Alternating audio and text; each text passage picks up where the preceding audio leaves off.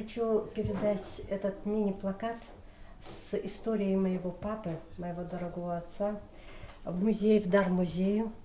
Дочь Хасана Баркинхоева Елизавета по крупицам собирала материал об отце. Осенью 1941 года он 18-летним юношей-добровольцем ушел на фронт.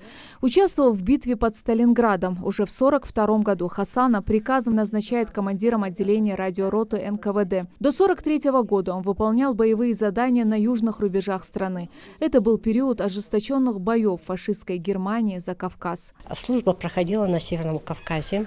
Именно в этом районе, когда враг наступал, но после некоторого времени отличившихся бойцов, именно вот лиц кавказской национальности, группу отправили в Москву на получение спецзадания, и папа был в том числе.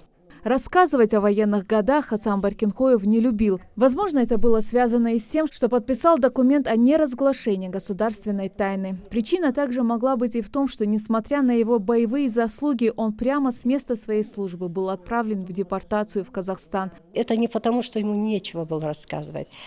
Просто у него в душе всегда был такой вот недобрый осадок к тому, что вот, несмотря на то, что он защищал Советский Союз, как все народы, ингушский народ тоже принимал участие, и он в том числе, вот то, что вот незаслуженно был оскорблен ингушский народ. После депортации Хасан Баркинхоев одним из первых вернулся на родину в село Базоркино. Он прожил свою жизнь достойно, проработал ветеринарным врачом в пригородном районе. Сотни фотографий приносят в музей краеведения родственники участников Великой Отечественной войны. В каждой семье хранят память о своих близких, воевавших на фронте или трудившихся в тылу. «Лица Победы» – проект, объединяющий судьбы поколений, героев суровых 40-х и их потомков. С каждым днем в музей приходят люди с интересными историями своих родственников. И у нас на сегодняшний день пополнились списки погибших и без вести пропавших участников Великой Отечественной войны. Выявлено около 50 имен за эти 2 месяца.